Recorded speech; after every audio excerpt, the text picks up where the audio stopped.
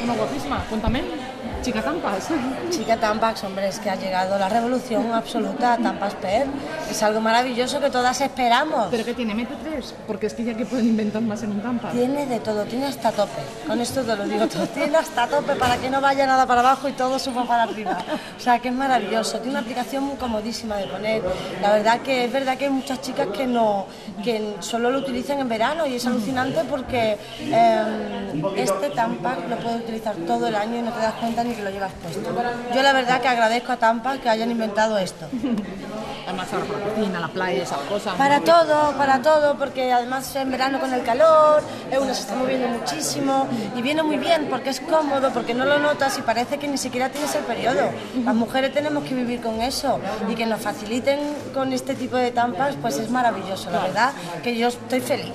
Bueno, ¿y qué tal la primavera? ¿Cómo la afrontas? Pues muy bien, con muchísimo trabajo, con El culo al aire, que es la serie que vamos a empezar ahora dentro de poquito y me va a venir muy bien el Tampax para estar en el camping todo el día, para arriba, para abajo. O sea que con mucho trabajo y con muchísimas ganas de que empiece el buen tiempo. ¿Tú, a ti la primavera te revoluciona? A mí un poquito bastante, te tengo que decir. La primavera la sangre altera, eso se dice siempre, y es verdad, se nos levanta todo. Las hormonas, la piel, las pestañas, el pelo, todo se nos pone de pie. Madre mía. ¿Y cuándo te vas a tomar un descansillo o algo? No se puede ahora. Pues esperemos que no, porque tenemos todo el verano con el culo al aire, dentro de poquito tenemos Carmina os revienta, también tenemos una película en agosto que vamos a empezar, o sea que... ¿De la familia junta también? Sí, bueno, Carmina os revienta toda la familia. Otro proyecto de cine aparte, que no tiene nada que ver con la familia, pero que espero que sea mi familia también próxima. Por supuesto. Y con el culo al aire, o sea que tenemos todo un verano bastante completo. ¿Y tiempo para ti?